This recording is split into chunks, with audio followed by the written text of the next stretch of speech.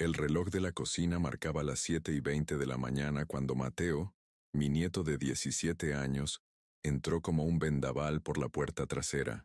Yo estaba sentado a la mesa, con mis manos arrugadas sosteniendo la taza de mate como cada mañana desde hace más de 40 años en esta casa que construí con mis propios puños. Abuelo, sal ahora y no preguntes, me susurró al oído mientras me ponía mi chaqueta sobre los hombros. Su rostro, normalmente despreocupado, mostraba una tensión que no le había visto desde que era pequeño, y se caía de los árboles que bordean nuestra finca. ¿Qué dices, muchacho? Ni siquiera he terminado mi desayuno, le respondí, tratando de mantener la calma que siempre me ha caracterizado, aunque sentí un nudo formándose en mi estómago. Por favor, insistió con una urgencia poco habitual, tienes que confiar en mí. Ve a casa de tío Pedro y quédate allí hasta que te llame. Llévate esto.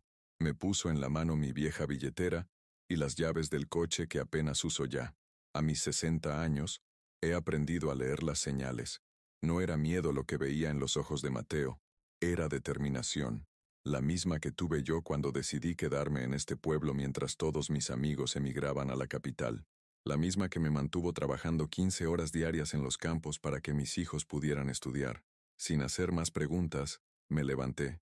Mis rodillas crujieron como ramas secas, recordándome que el tiempo no perdona.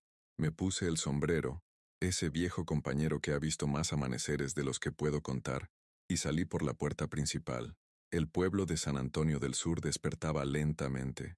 Los tenderos abrían sus negocios, las mujeres barrían las aceras, y el olor a pan recién horneado de la panadería de doña Elvira flotaba en el aire fresco de septiembre. Nuestra casa, al final de la calle Sarmiento, parecía tan tranquila como siempre desde fuera, pero algo dentro de mí sabía que algo fundamental estaba cambiando. Conduje los 15 kilómetros hasta la casa de mi hermano Pedro, con una inquietud creciente. El camino de tierra serpenteaba entre campos de maíz y girasoles que se extendían hasta donde alcanzaba la vista. Este paisaje, que normalmente me transmitía paz, hoy parecía burlarse de mi desconcierto. Pedro estaba en el porche cuando llegué, como si me estuviera esperando. Su rostro, curtido por el mismo sol que el mío pero con 5 años menos de experiencia, mostraba una mezcla de compasión y culpabilidad que me hizo detenerme en seco. ¿Tú también estás metido en esto, Pedro?, pregunté mientras apagaba el motor. Entra, Ramón, fue su única respuesta mientras sostenía la puerta abierta. Te prepararé un mate como es debido. El que te habrás tomado esta mañana, seguro que estaba frío ya. La casa de Pedro, a diferencia de la mía, estaba llena de fotografías. En todas partes se veían rostros sonrientes de nuestra familia, nuestros padres ya fallecidos, nuestros hijos, nuestros nietos. Mi mirada se detuvo en una foto de mi difunta esposa Isabel. Han pasado 7 años desde que se fue, pero su ausencia sigue siendo una herida abierta. ¿Me vas a decir qué está pasando?, pregunté mientras me sentaba en su viejo sofá de cuero. Pedro suspiró profundamente mientras servía el mate. No me corresponde a mí, hermano. Prometí a Carolina que no diría nada. Carolina, mi nuera, la madre de Mateo, una mujer fuerte como pocas, que había mantenido unida a la familia desde que mi hijo Miguel murió en aquel accidente en la ruta hace 3 años. Si ella estaba involucrada, esto era más serio de lo que pensaba. Pasé la mañana en casa de Pedro, alternando entre la inquietud y la resignación. A mediodía, cuando el calor apretaba y las cigarras cantaban como locas, mi teléfono sonó. Era Mateo. Abuelo. Su voz sonaba extrañamente adulta. Puedes volver a casa ahora. Hay algo que necesitas ver. El regreso me pareció eterno. Cuando finalmente estacioné frente a mi casa, noté algo diferente. Había coches que no reconocía en la entrada, y un camión pequeño estaba aparcado bajo el viejo roble. Al abrir la puerta, el olor a pintura fresca me golpeó inmediatamente, y entonces los vi. Carolina, Mateo, mi nieta Lucía, y 3 hombres con overoles de trabajo, todos de pie en mi sala de estar que, sorprendentemente, ya no parecía la misma. Las paredes, antes descoloridas por el tiempo, relucían con un cálido tono terracota. El viejo suelo de madera brillaba como nuevo, y en la pared principal, donde antes solo había manchas de humedad, ahora colgaba un enorme retrato de Isabel y yo, el día de nuestra boda. Sorpresa, abuelo, dijo Lucía con los ojos brillantes. Hemos comenzado a renovar la casa. Me quedé sin palabras, observando cada detalle cambiado, sintiendo una mezcla de emociones contradictorias que me dejaron clavado en el sitio, y fue entonces cuando Carolina se acercó, tomó mis manos entre las suyas, y comenzó a explicarme por qué mi nieto me había sacado de casa con tanta urgencia aquella mañana. Siéntate, Ramón, me dijo Carolina mientras Mateo me guiaba hacia mi viejo sillón, el único mueble que parecía haber sobrevivido a la transformación de la sala. Sentí el peso de las miradas de todos sobre mí. Los trabajadores, incómodos ante lo que claramente era un momento familiar, murmuraron algo sobre revisar el trabajo en la cocina y desaparecieron discretamente. Hace 3 meses, comenzó Carolina con voz suave pero firme.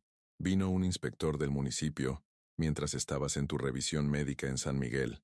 Nos dijo que la estructura de la casa tiene daños graves. Sentí que mi corazón se aceleraba. Esta casa, construida por mi padre y ampliada por mis propias manos cuando Isabel estaba embarazada de Miguel, era más que paredes y techo. Era el receptáculo de toda una vida. ¿Qué clase de daños?, pregunté, aunque una parte de mí ya lo sabía. Las grietas que aparecían cada primavera y que yo disimulaba con masilla y pintura. El ligero hundimiento del suelo en el pasillo que llevaba a las habitaciones. El crujido cada vez más intenso del techo cuando las lluvias de abril golpeaban sin piedad. La estructura principal está comprometida, abuelo, intervino Mateo, que a sus 17 años ya mostraba la misma determinación pragmática que su padre. Las vigas maestras están podridas por dentro, y la humedad ha debilitado los cimientos del lado norte. Nos dieron 2 opciones, continuó Carolina: reforzar toda la estructura o declarar la casa inhabitable. Un silencio pesado cayó sobre nosotros. En ese momento sentí el peso real de mis 60 años. Cuando uno es joven, construye pensando en la eternidad. Cuando envejeces, comprendes que nada es para siempre, ni siquiera las paredes que has levantado con tus propias manos. Y cómo, dejé la pregunta incompleta. El orgullo me impedía preguntar directamente sobre el dinero, pero todos en la habitación entendieron. Lucía, mi nieta de 20 años, se sentó en el brazo de mi sillón y me tomó de la mano. Hemos estado ahorrando, abuelo. Todos nosotros. Vendí mi moto, añadió Mateo con una sonrisa que intentaba restar importancia al sacrificio. Aquella Yamaha que había comprado con el dinero ganado durante 2 veranos trabajando en los campos de soja del otro lado del pueblo. Yo pedí un adelanto en la farmacia, dijo Lucía, que había comenzado a trabajar como auxiliar mientras estudiaba para ser técnica farmacéutica. Carolina se sentó frente a mí. Yo solicité un préstamo usando como garantía el terreno pequeño que nos dejó Miguel al otro lado del arroyo. Sentí un nudo en la garganta. El terreno que mi hijo había comprado con la idea de construir algún día una casa para su familia. Un sueño que se esfumó una noche de lluvia en una curva mal iluminada de la ruta provincial. No podían decírmelo, ¿verdad?, pregunté, entendiendo finalmente el secreto. Sabían que no lo permitiría. Carolina sonrió con esa mezcla de dulzura y firmeza que la caracterizaba. Te conocemos, Ramón. Habrías preferido que el techo se te cayera encima antes que aceptar que gastáramos nuestros ahorros en reparar la casa. Tenía razón, por supuesto. Siempre he sido un hombre orgulloso, demasiado orgulloso quizás. Desde que Isabel murió, y más aún desde que perdimos a Miguel, me había aferrado a la idea de no ser una carga para nadie, de mantenerme independiente hasta el final. Pero hay algo más, dijo Carolina después de intercambiar una mirada con Mateo.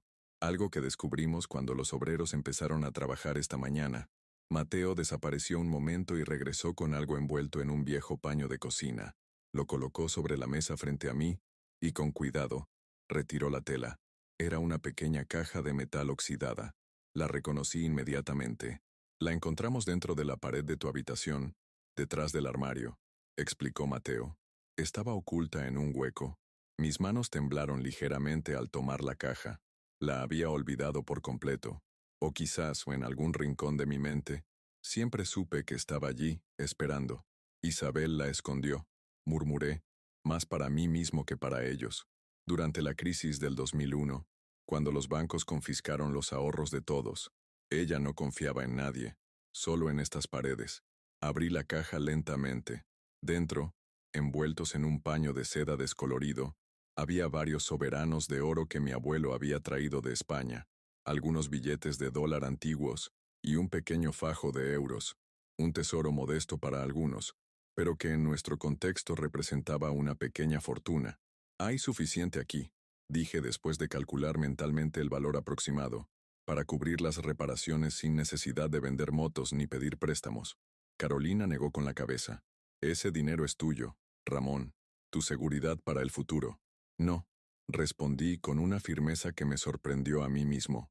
Este dinero pertenece a la casa. Siempre fue así. Isabel lo guardó para un momento como este. Me levanté y me acerqué a la ventana. Desde allí podía ver el campo que se extendía más allá de nuestro jardín, la tierra que había cultivado durante décadas, los árboles que había plantado cuando Miguel era solo un niño, el horizonte que había contemplado cada atardecer de mi vida adulta. Esta casa no es solo mía, dije finalmente, es de todos nosotros. Es el lugar donde Miguel corrió por primera vez, donde Mateo dio sus primeros pasos, donde Lucía aprendió a leer sentada en el porche. Me volví hacia ellos, sintiendo una extraña mezcla de vulnerabilidad y fortaleza. Acepto vuestra ayuda para las reparaciones, pero usaremos también este dinero, y quiero participar en las decisiones. Puede que sea viejo, pero todavía sé distinguir un buen trabajo de albañilería de uno mediocre. Las sonrisas de alivio en sus rostros me dijeron todo lo que necesitaba saber. Durante años había intentado protegerlos, ser fuerte por todos. Ahora comprendía que la verdadera fortaleza estaba en saber cuándo permitir que los demás también te sostengan. Esa noche, mientras los trabajadores se habían ido con la promesa de volver al día siguiente, nos sentamos en el porche trasero. El cielo estrellado de nuestro pequeño rincón de Argentina se desplegaba sobre nosotros como un manto de terciopelo negro salpicado de diamantes. «Hay algo más que debes saber», dijo Carolina, mientras compartíamos unos mates bajo la luz tenue de la vieja lámpara de exterior. «La renovación no es solo por las grietas y la estructura. ¿A qué te refieres?», pregunté, intrigado por su tono. «La semana que viene cumplo 40 años», dijo con una sonrisa tímida. «Ya he decidido que es hora de hacer algunos cambios. He aceptado un puesto como maestra en la escuela del pueblo». La miré sorprendido. Carolina había sido enfermera en la capital durante años, haciendo el viaje de ida y vuelta todos los días, un sacrificio enorme que nunca mencionaba. «Y los chicos y yo», continuó, mirando a Mateo y Lucía que asentían en silencio, «hemos pensado que es hora de volver a casa. Si tú estás de acuerdo, nos gustaría vivir aquí, contigo». Las palabras quedaron suspendidas en el aire nocturno, cargadas de significado. Desde la muerte de Miguel, Carolina y los chicos habían mantenido su pequeño apartamento en las afueras del pueblo, visitándome a diario pero manteniendo una independencia que yo siempre había respetado. «La casa es grande», añadió rápidamente, como si temiera mi rechazo. «Podemos adaptar el ala este para nosotros y tú mantendrías tu habitación y tu estudio, y el salón sería para todos». Sentí un nudo en la garganta. Cuántas noches solitarias había pasado en esta casa demasiado grande para un hombre solo, rodeado de recuerdos y ecos de risas que ya no sonaban. Cuántas veces había deseado en secreto escuchar de nuevo pasos en el pasillo, voces en la cocina. «¿Estás segura?», pregunté finalmente. «Un viejo cascarrabias como yo puede ser difícil de soportar a diario». Carolina se rió, un sonido cálido que pareció ahuyentar las sombras del porche. «Creo que podremos manejarlo. Además, alguien tiene que asegurarse de que comas algo más que esos guisos de calabaza que preparas».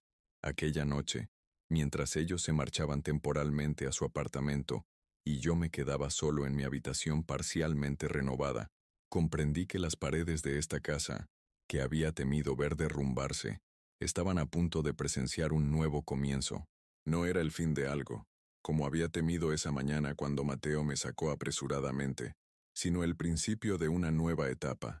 Me dormí con el sonido del viento en los árboles del jardín, pensando en Isabel y en Miguel, imaginando que de alguna manera ellos habían orquestado todo esto desde donde estuvieran. La caja oculta en la pared, encontrada justo cuando más se necesitaba. La decisión repentina de Carolina de cambiar de trabajo. Todo parecía encajar como piezas de un rompecabezas diseñado para no dejarme solo en mi vejez. Y por primera vez en muchos años, no me sentí culpable por aceptar ayuda. A la mañana siguiente me desperté antes del amanecer, como ha sido mi costumbre desde que empecé a trabajar el campo hace más de 40 años. La casa olía diferente, a pintura fresca, a madera nueva, a posibilidades. Me puse las pantuflas gastadas que Isabel me había regalado en nuestro último aniversario juntos. Todavía las conservo aunque estén deshilachadas por los bordes. Y salí al pasillo. La luz grisácea del alba se filtraba por las ventanas sin cortinas. Los trabajadores habían dejado sus herramientas cubiertas con lonas en el centro de la sala, creando siluetas extrañas que por un momento me desorientaron en mi propia casa. Me dirigí a la cocina, el único espacio que aún no habían tocado, buscando el consuelo de la rutina, el mate, el pan del día anterior, quizás un poco de dulce de membrillo que Carolina siempre me traía de la ciudad. Al abrir la puerta de la cocina, me detuve en seco. Mateo estaba allí, sentado a la mesa, con un cuaderno abierto frente a él y una taza de café a medio terminar. ¿Qué haces aquí tan temprano, muchacho?, pregunté sorprendido. Levantó la vista y sonrió con esa sonrisa que me recordaba dolorosamente a Miguel. Buenos días, abuelo. Vine a las 5 para revisar con el capataz los trabajos de hoy antes de que llegue todo el equipo. Me senté frente a él, observándolo con atención. En ese momento, bajo la luz suave de la mañana, vi claramente el hombre en que se estaba convirtiendo. Ya no era el niño que corría entre los surcos de maíz persiguiendo mariposas. ¿Quieres que te prepare unos mates?, ofreció, levantándose antes de que pudiera responder. Lo observé calentar el agua, preparar el mate con la precisión de quien ha crecido en esta tierra, siguiendo los mismos movimientos que yo le había enseñado años atrás. Había algo ceremonioso en ello, algo que trascendía el simple acto de preparar una infusión. Así que todo esto fue idea tuya, dije finalmente, aceptando el mate que me ofrecía. Mateo se sentó de nuevo y pasó una mano por su pelo oscuro, un gesto nervioso que había heredado de su padre. En realidad, fue idea de mamá. Yo solo coordiné la operación de sacar al viejo de la casa. Completé con una sonrisa para que supiera que no estaba molesto. Sabíamos que si te contábamos lo de las reparaciones, te negarías, explicó. O peor aún, intentarías hacerlas tú mismo. Tuve que admitir que tenía razón. El orgullo ha sido siempre mi pecado capital. Ese mismo orgullo que casi me había hecho perder la casa por no querer admitir que ya no podía mantenerla como antes. Hay algo que quiero mostrarte, dijo Mateo después de un momento de silencio compartido. Se levantó y me hizo un gesto para que lo siguiera. Salimos al patio trasero, donde el huerto que había mantenido durante décadas mostraba signos de abandono desde que mis rodillas comenzaron a protestar cada vez que me arrodillaba para arrancar las malas hierbas. La luz del amanecer doraba los tomates que crecían silvestres y las calabazas que se habían extendido más allá de sus límites originales. Mateo se detuvo frente a un pequeño cobertizo que había construido hace años para guardar herramientas. Lo había mantenido cerrado con candado desde que Miguel murió, incapaz de enfrentarme a las herramientas que habíamos compartido, a los proyectos inacabados que habíamos planeado juntos. Mamá encontró la llave hace unas semanas, cuando buscaba los documentos de la casa para el inspector, explicó Mateo mientras sacaba una llave oxidada de su bolsillo. No habíamos entrado porque sabíamos que era especial para ti. El candado cedió con un chirrido de protesta después de tantos años sin ser abierto. La puerta se resistió inicialmente, hinchada por la humedad y el tiempo, pero finalmente cedió, revelando el interior sumido en penumbras y telarañas. El olor a madera vieja, a metal oxidado y a tiempo suspendido, me golpeó como una ola física. Era el olor de la ausencia, de las cosas abandonadas a mitad de camino. Mateo encendió la luz, una bombilla desnuda que colgaba del techo y que, sorprendentemente, aún funcionaba. La luz amarillenta reveló el contenido del cobertizo, herramientas organizadas meticulosamente en la pared, sacos de semillas ya inservibles, y en el centro, cubierto por una lona polvorienta, algo grande y rectangular. ¿Sabes qué es eso?, preguntó Mateo, señalando el objeto cubierto. Por supuesto que lo sabía. Lo había cubierto yo mismo el día después del funeral de Miguel, incapaz de seguir mirándolo. Es la cuna que tu padre estaba construyendo, respondí con voz ronca. Mateo asintió y, con cuidado, retiró la lona. Debajo apareció una cuna de madera de nogal, casi terminada. Solo le faltaban los últimos detalles, el barnizado final, los adornos tallados que Miguel había planeado para los postes, el colchón que Isabel había prometido coser. Papá la estaba haciendo para cuando él y mamá tuvieran otro hijo, dijo Mateo. No era una pregunta. Evidentemente Carolina le había contado la historia. Tu madre estaba embarazada de 2 meses cuando ocurrió el accidente, confirmé. Era un dolor que rara vez mencionábamos. Una pérdida dentro de otra pérdida. Perdió al bebé poco después del funeral. Mateo pasó la mano por la madera, quitando telarañas y polvo acumulado durante años. Es hermosa, murmuró. Papá era muy bueno con la madera. Aprendió de tu abuelo, dije, refiriéndome a mi padre. Y yo nunca tuve la misma habilidad. Mis manos están hechas para trabajar la tierra, no para crear cosas delicadas. Nos quedamos en silencio, contemplando ese símbolo de esperanzas truncadas. La luz aumentaba gradualmente, filtrándose por la pequeña ventana polvorienta del cobertizo, iluminando motas de polvo que bailaban en el aire como diminutos planetas en órbita.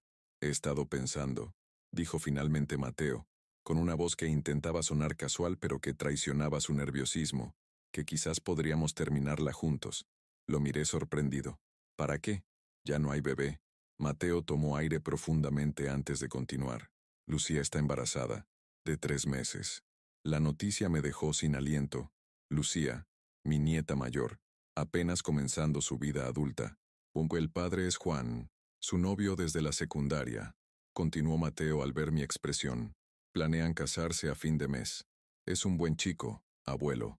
Está estudiando ingeniería agrónoma y ya le han ofrecido trabajo en la cooperativa. ¿Por qué no me lo han dicho? Pregunté, sintiendo una mezcla confusa de emociones. Sorpresa, preocupación y también, para mi propia sorpresa, una chispa de alegría. Lucía quería estar segura de que todo iba bien con el embarazo antes de decírtelo, explicó Mateo. Y luego surgió lo de la casa, y no quería añadir más preocupaciones. Volví a mirar la cuna, imaginando de repente un nuevo bebé durmiendo en ella, un tataranieto, la continuación de la familia, de la sangre, de la historia. Así que por eso quieren mudarse todos aquí, murmuré, entendiendo finalmente el cuadro completo. No es solo por mí, es por el bebé también. Mateo asintió. Mamá dice que una familia debe permanecer unida. El apartamento es demasiado pequeño para todos. Y aquí hay espacio y memoria. Dice que un niño debe crecer conociendo sus raíces. Sentí que algo se desanudaba dentro de mí, algo que había estado apretado durante años. No era solo el orgullo lo que me había mantenido aferrado a esta casa demasiado grande para un hombre solo, era también el miedo a que, si la perdía, perdería la última conexión tangible con todo lo que había amado y perdido. ¿Me ayudarás a terminarla, abuelo?, preguntó Mateo, acariciando uno de los postes inacabados de la cuna. Sé que no soy tan bueno como papá con la madera, pero entre los dos, no pude responder inmediatamente. Un nudo en la garganta me lo impedía. En vez de palabras, puse mi mano sobre la suya, en un gesto que decía más que cualquier frase que pudiera articular. Cuando finalmente recuperé la voz, dije, tu padre estaría muy orgulloso de ti, Mateo, de todos vosotros. Esa mañana, mientras los trabajadores llegaban y comenzaban a martillear, cerrar y transformar la vieja casa, Mateo y yo sacamos la cuna del cobertizo y la llevamos al garaje, que temporalmente se había convertido en un taller improvisado. La colocamos sobre caballetes, la limpiamos cuidadosamente y empezamos a planificar cómo terminarla. Era como si Miguel estuviera allí con nosotros, guiando nuestras manos, aprobando silenciosamente nuestros planes. Y por primera vez desde su muerte, ese pensamiento no trajo solo dolor, sino también una extraña sensación de paz. Esa tarde, cuando Carolina y Lucía vinieron con comida y noticias sobre el avance de las obras, encontraron a Mateo y a mí trabajando en la cuna, cubiertos de serrín y con expresiones de concentración idénticas en nuestros rostros. La mirada en los ojos de Lucía cuando vio lo que estábamos haciendo, esa mezcla de sorpresa, emoción y comprensión, valía más que todas las palabras del mundo. Así que ya lo sabes, dijo, acercándose tímidamente. Sí, respondí, abrazándola con cuidado, como si ya fuera algo frágil y precioso. Y estoy muy feliz por ti, mi niña. Esa noche, cenamos todos juntos en la cocina, la única habitación que permanecía intacta entre el caos de la renovación. Hablamos del futuro, de planes, de nombres para el bebé. Y por primera vez en muchos años, la casa resonó con risas genuinas, con esperanza real. Cuando todos se fueron a dormir, Carolina y los chicos de vuelta a su apartamento, prometiendo regresar temprano al día siguiente, me quedé solo en el porche, contemplando el cielo estrellado con un vaso de vino tinto, cortesía de Pedro que había pasado a ver el progreso de las obras. En ese momento de quietud, sentí como si Isabel se sentara silenciosamente a mi lado, como hacía en las noches de verano cuando el calor nos empujaba fuera de la casa. Casi podía escuchar su voz suave, con ese ligero acento italiano que nunca perdió completamente, diciéndome, ¿lo ves, Ramón?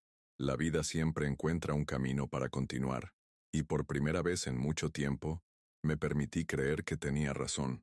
Los días siguientes pasaron en un torbellino de actividad. La casa, que durante años había permanecido estática en su lento deterioro, ahora bullía de vida y cambio. Los trabajadores iban y venían, transformando espacios, reforzando estructuras, dando nueva vida a rincones olvidados. Carolina había tomado las riendas de la operación con una eficiencia que me recordaba a su madre, mi querida nuera Elisa, que nos dejó demasiado pronto cuando los chicos eran pequeños. Con su libreta siempre a mano, supervisaba cada detalle, consultándome lo suficiente para respetar mi autoridad sobre la casa, pero no tanto como para agobiarme con decisiones. Una mañana, mientras desayunaba en la cocina improvisada que habíamos montado en el garaje, Carolina se sentó frente a mí con una expresión que reconocí inmediatamente. Tenía algo importante que decirme. Don Ramón, comenzó sirviéndose un café de la vieja cafetera que habíamos rescatado. Los trabajadores encontraron algo más cuando estaban reforzando la pared del estudio. Mi estudio, el pequeño cuarto junto a mi dormitorio donde guardaba los papeles de la propiedad, las viejas fotografías, las cartas que Isabel y yo nos escribimos durante nuestro noviazgo cuando ella vivía aún en Mendoza con sus padres. ¿Algo más? ¿Como la caja de Isabel? Pregunté, súbitamente alerta. Carolina negó con la cabeza. No exactamente. Son cartas. Muchas cartas. Estaban ocultas dentro de la pared, detrás del rodapié. Sentí que el aire se volvía más denso a mi alrededor. ¿Cartas? Cartas que Miguel escribió, dijo Carolina, con un ligero temblor en la voz, pero que nunca envió.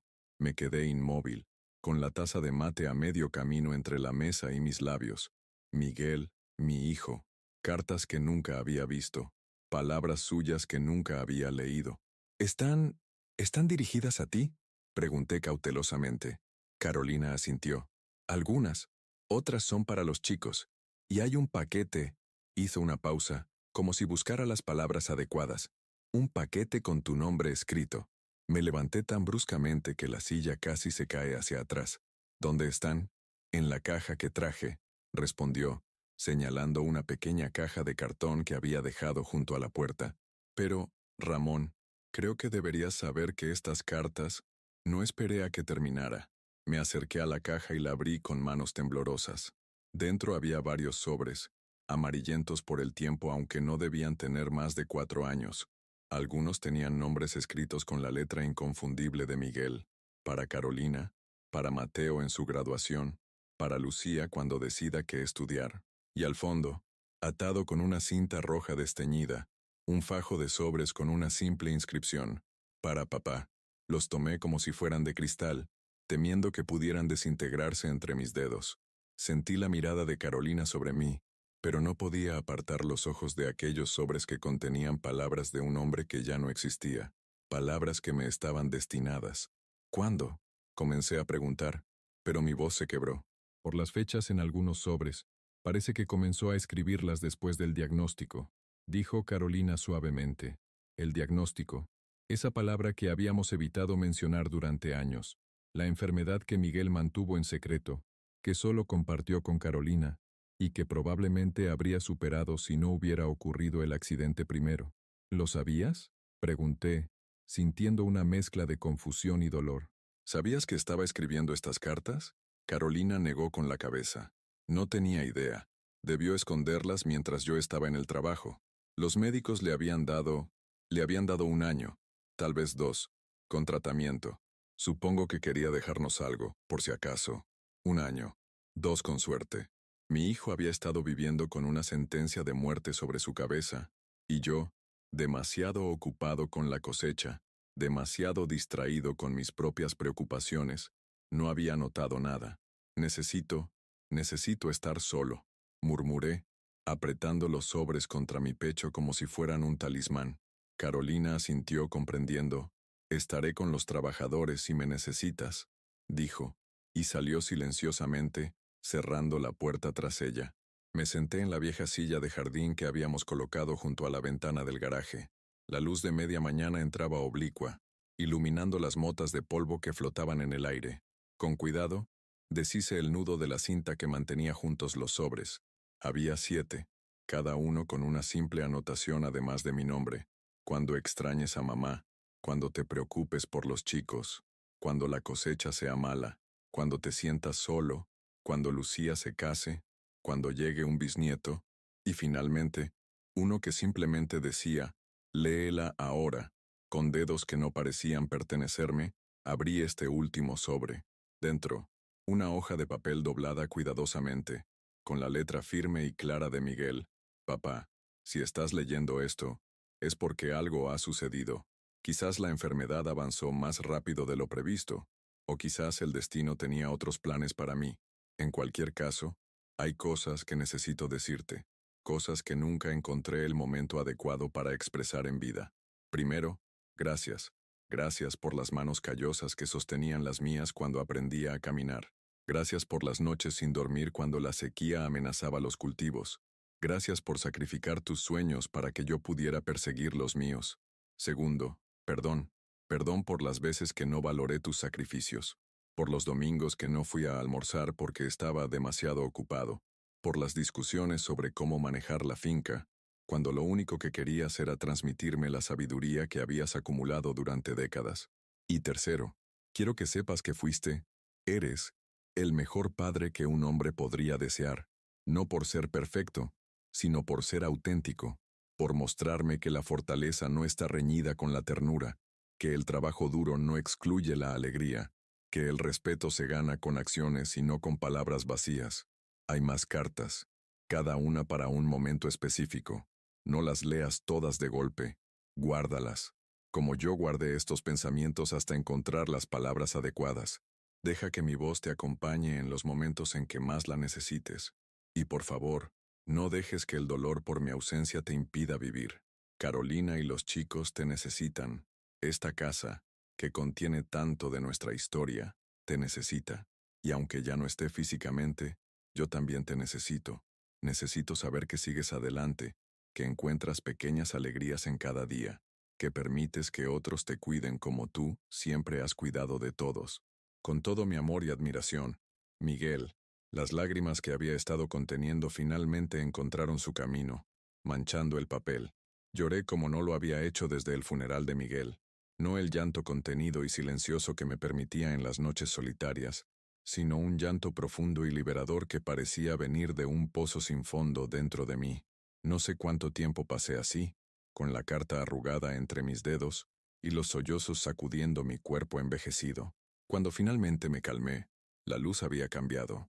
El sol ya estaba alto, y sentí una extraña ligereza, como si un peso que había estado cargando durante años se hubiera aligerado un poco. Cuidadosamente doblé la carta y la volví a meter en su sobre. Las otras 6 las guardé en el bolsillo interior de mi chaqueta, cerca del corazón. Eran un tesoro más valioso que el oro y los dólares que Isabel había escondido en las paredes. Cuando salí del garaje, el patio estaba en plena actividad.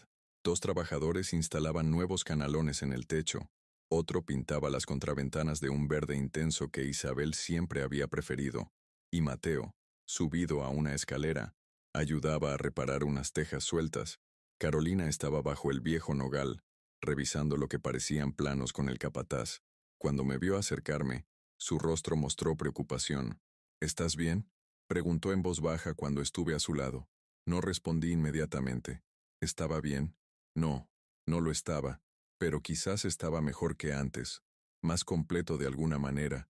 Leí la primera carta, dije finalmente. Las demás, las guardaré para cuando sea el momento. Carolina asintió, comprendiendo sin necesidad de más explicaciones. Miguel siempre fue previsor, comentó con una sonrisa triste, incluso en la forma de despedirse. No es una despedida, respondí sorprendiéndome a mí mismo con la firmeza de mi voz. Es una continuación. Miré alrededor, a la casa medio desmantelada pero en proceso de renacer, a los trabajadores que canturreaban mientras transformaban lo viejo en nuevo, a Mateo que ahora me saludaba desde el techo con una sonrisa tan parecida a la de su padre. ¿Sabes qué creo?, dije, sintiendo algo cercano a la epifanía. Creo que Miguel sabía que este momento llegaría. No exactamente así, pero sabía que la casa necesitaría renovarse, que todos necesitaríamos empezar de nuevo, juntos. Carolina me miró con curiosidad. ¿Qué te hace pensar eso? La carta, respondí. ¿Y esto? Saqué del bolsillo uno de los sobres, el que decía, cuando llegue un bisnieto. No creo que fuera coincidencia. Los ojos de Carolina se abrieron con sorpresa. ¿Crees que él sabía? ¿Sobre el bebé de Lucía? No, no literalmente, pero creo que entendía que la vida continúa, que las familias crecen, que las casas deben adaptarse, y quería ser parte de ello, incluso si no podía estar físicamente presente. En ese momento, se acercó Lucía, con el cabello recogido en una trenza y las mejillas sonrosadas por el sol de la mañana. A sus 20 años, con el embarazo apenas notándose en la ligera curva de su vientre, parecía la viva imagen de la promesa y la continuidad. Abuelo, ¿has visto los nuevos colores para las habitaciones? Juan y yo estábamos pensando en un amarillo suave para la del bebé. Si te parece bien. Juan, su novio, estaba ayudando a descargar materiales de una camioneta. Sus hombros anchos y su rostro honesto reflejaban al tipo de hombre que siempre había esperado para mi nieta. El amarillo me parece perfecto, respondí sintiendo un nudo en la garganta. A tu padre le encantaba el amarillo. Los ojos de Lucía se llenaron momentáneamente de lágrimas, pero sonrió. Lo sé, mamá me lo dijo. Miré a Carolina, y en sus ojos vi la comprensión de lo que estaba sucediendo. Estábamos, todos nosotros, tejiendo a Miguel de vuelta en la trama de nuestras vidas, no como una ausencia dolorosa, sino como una presencia que continuaba influyendo y guiando. Esa noche, cuando los trabajadores se habían ido y la casa quedó en silencio, me senté en el porche delantero, en la vieja mecedora que había sobrevivido a décadas de soles y lluvias. Desde allí podía ver el camino que llevaba al pueblo, los campos que se extendían hasta el horizonte, el cielo que comenzaba a poblarse de estrellas. Saqué otra vez la carta de Miguel y la releí a la luz mortecina del crepúsculo. Sus palabras, que horas antes me habían provocado un dolor agudo, ahora me transmitían una extraña paz. Mi hijo había tenido tiempo de prepararse, de dejar algo de sí mismo atrás. No había sido arrebatado completamente, no del todo. Así que aquí estabas, dijo una voz, sobresaltándome. Era Pedro, mi hermano, que se acercaba por el camino con una botella en la mano. Carolina me llamó, me contó lo de las cartas. Se sentó en el escalón del porche, a mis pies, como hacía cuando éramos niños, y yo, por ser el mayor, tenía el privilegio de la única silla. Traje algo para brindar, dijo, mostrándome la botella. No era el vino barato que solíamos compartir, sino un whisky de aspecto caro. Lo estaba guardando para una ocasión especial. ¿Y esta es una ocasión especial?, pregunté, guardando cuidadosamente la carta. Pedro sacó 2 vasos pequeños del bolsillo de su chaqueta. Un hombre que recibe palabras de su hijo después de años. Una casa que renace. Un bisnieto en camino. Yo diría que sí, hermano. Es una ocasión muy especial. Sirvió 2 dedos de whisky en cada vaso y me tendió uno. El líquido ámbar capturó los últimos rayos del sol, brillando como si contuviera luz propia. Por Miguel, dijo Pedro, levantando su vaso. Por la familia. Por la casa. Por las palabras guardadas en las paredes. Añadí, chocando mi vaso con el suyo.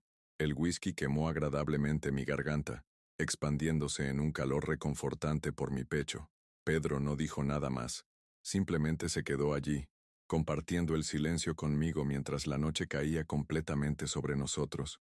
Y en ese momento, sentado en el porche de una casa a medio reconstruir, con el sabor del buen whisky en mis labios y la presencia silenciosa de mi hermano a mi lado, entendí lo que Miguel había querido decirme en su carta. La vida continuaba, dolorosamente a veces, imperfectamente siempre, pero continuaba, y mi papel no había terminado.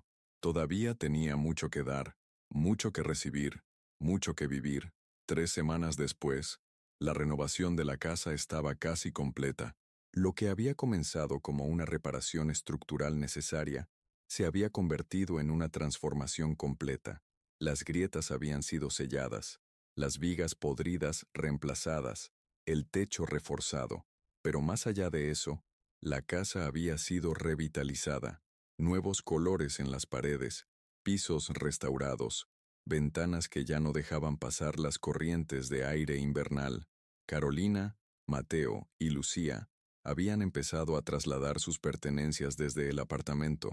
El ala este de la casa, antiguamente ocupada por habitaciones vacías, que solo servían para acumular recuerdos y polvo, ahora bullía con la energía de los preparativos. La habitación más grande se había convertido en el dormitorio de Carolina, la contigua, en una sala de estar íntima donde había colocado los muebles que había compartido con Miguel, un sofá de cuero gastado pero cómodo, la biblioteca donde guardaba sus libros de enfermería y las novelas que leía antes de dormir. Mateo había elegido la habitación del extremo, la que tenía vistas al huerto y a los campos más allá, para vigilar los cultivos, había dicho con una sonrisa, aunque todos sabíamos que era porque esa habitación había sido la de su padre cuando era adolescente. Para Lucía y Juan, habíamos acondicionado las 2 habitaciones del fondo, comunicadas por una puerta interior, creando un pequeño apartamento dentro de la casa, y junto a ellas, la que sería la habitación del bebé, con las paredes pintadas de ese amarillo suave que Lucía había elegido, y la cuna que Mateo y yo habíamos terminado trabajando horas extra cada tarde, y yo, contra todo pronóstico, había decidido cambiar de habitación también. Había ocupado la misma desde que Isabel y yo nos casamos, pero ahora me había trasladado a una más pequeña en el centro de la casa, como un núcleo alrededor del cual orbitaba todo lo demás. ¿Estás seguro?, me había preguntado Carolina cuando anuncié mi decisión. Siempre has dormido ahí.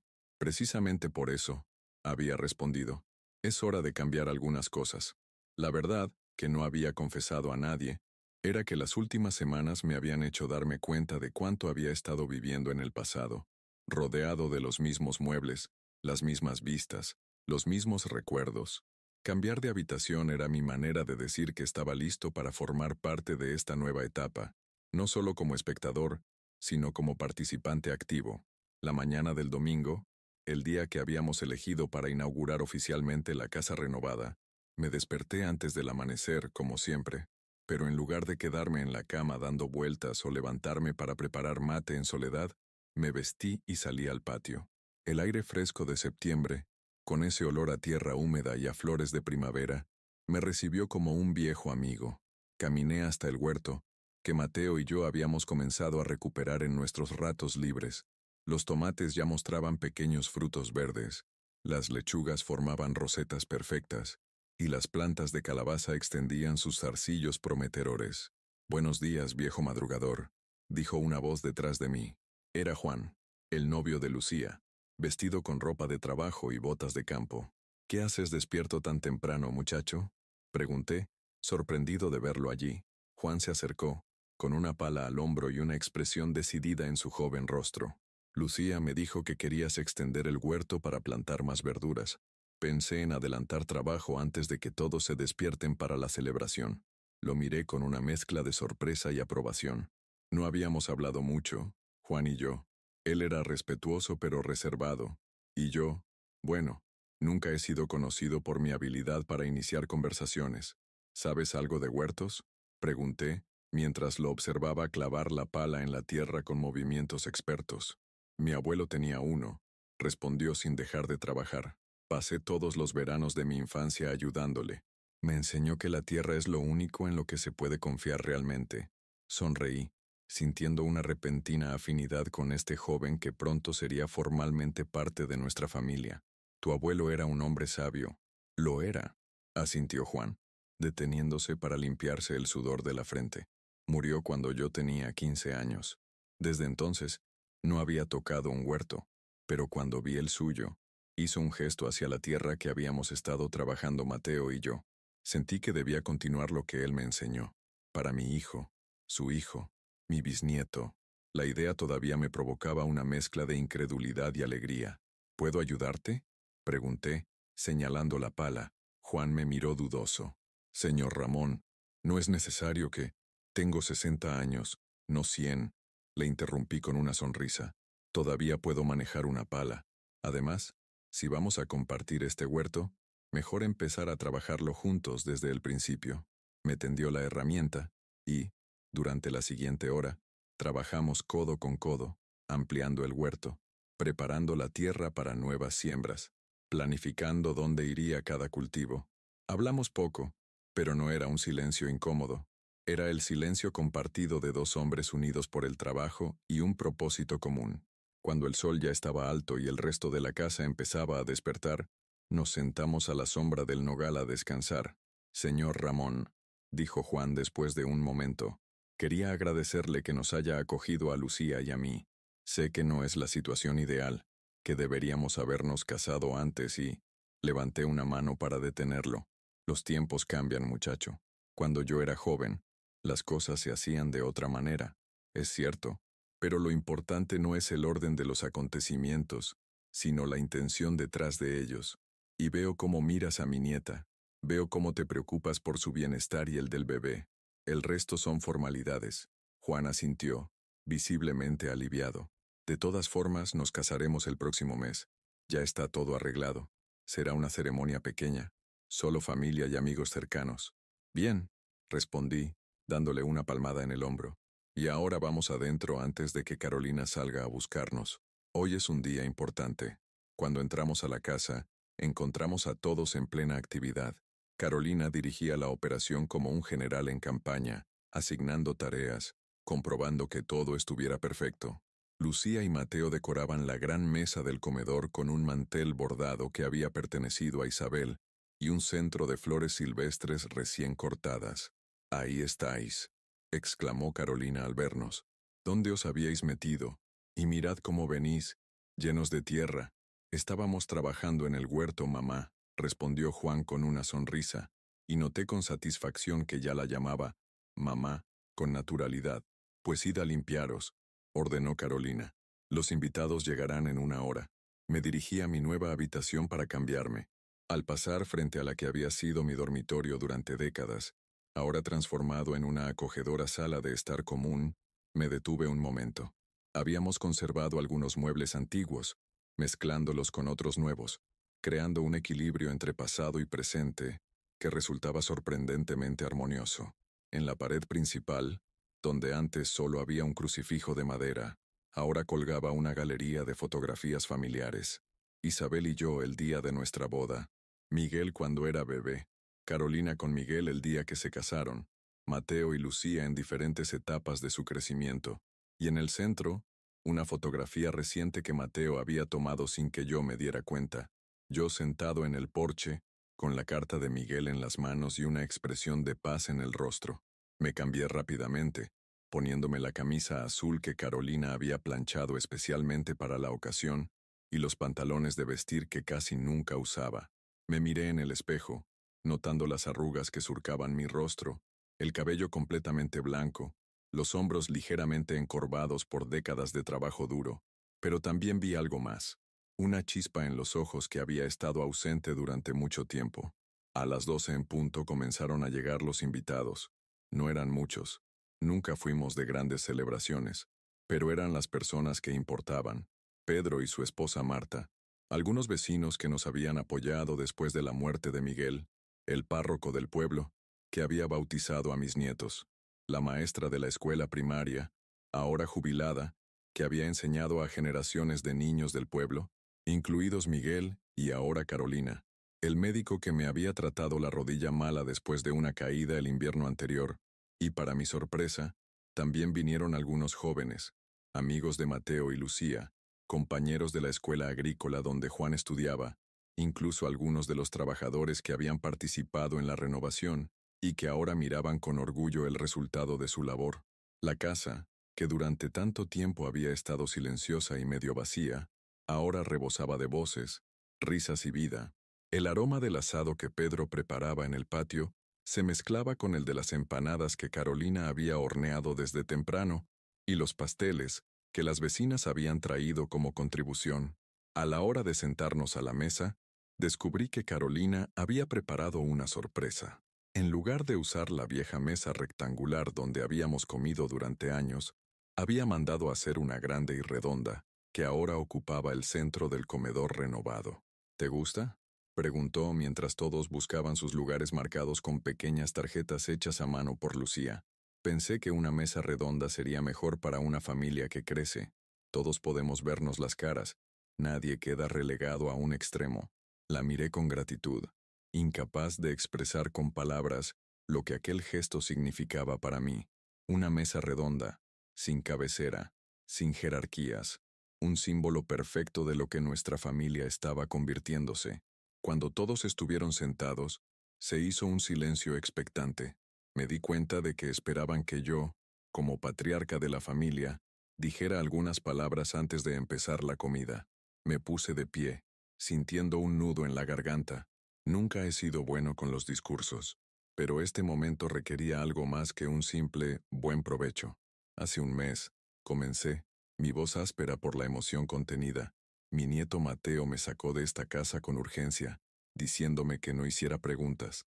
Pensé que algo terrible estaba pasando. Risas suaves recorrieron la mesa al recordar aquel momento, pero lo que estaba pasando era algo maravilloso. Continué. Esta familia, mi familia, había decidido salvarnos, a mí y a esta casa, porque entendieron algo que yo había olvidado, que las casas, como las personas, necesitan renovarse para seguir viviendo. Hice una pausa, buscando las palabras adecuadas. En estas semanas hemos descubierto tesoros ocultos en las paredes, no solo el oro que mi Isabel escondió para tiempos difíciles, sino cosas mucho más valiosas, las cartas de mi hijo Miguel, que nos sigue hablando años después de dejarnos, los recuerdos que creíamos perdidos pero que solo estaban esperando ser redescubiertos. Miré alrededor de la mesa, a cada uno de los rostros que me contemplaban con atención. Pero el mayor tesoro, dije, sintiendo que la voz me temblaba, sois vosotros, esta familia que se niega a rendirse, que sigue creciendo, que encuentra nuevas formas de estar unida. Levanté mi copa, que Pedro había llenado generosamente con un buen vino tinto. Brindo por esta casa renovada, que no es solo un lugar para vivir, sino un símbolo de lo que somos. Por Carolina, que ha mantenido unida a esta familia contra viento y marea. Por mis nietos, Mateo y Lucía, que me enseñan cada día que la vida continúa con más fuerza que nunca. Por Juan, que ha entrado en nuestras vidas como si siempre hubiera pertenecido aquí.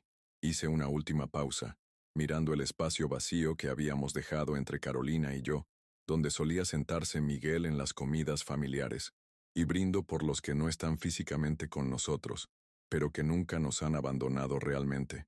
Por Isabel, mi compañera durante 40 años, cuya fuerza sigue inspirándonos, y por Miguel, mi hijo, cuyo amor y previsión nos siguen guiando desde más allá del tiempo. Levanté mi copa un poco más alto, por la familia, por esta mesa redonda donde todos tenemos un lugar, por la vida que continúa, a pesar de todo, por la familia, repitieron todos, levantando sus copas. Mientras me sentaba, sentí la mano de Carolina sobre la mía. Cuando la miré, vi que tenía lágrimas en los ojos, pero también una sonrisa serena. Miguel estaría muy orgulloso, susurró, de todos nosotros, especialmente de ti. La comida transcurrió entre conversaciones animadas, anécdotas compartidas, planes para el futuro. Juan y Lucía anunciaron oficialmente la fecha de su boda, provocando una nueva ronda de brindis. Mateo habló de sus planes para expandir los cultivos utilizando técnicas más modernas pero respetuosas con el medio ambiente. Carolina compartió su emoción por comenzar a enseñar en la escuela del pueblo a partir del mes siguiente.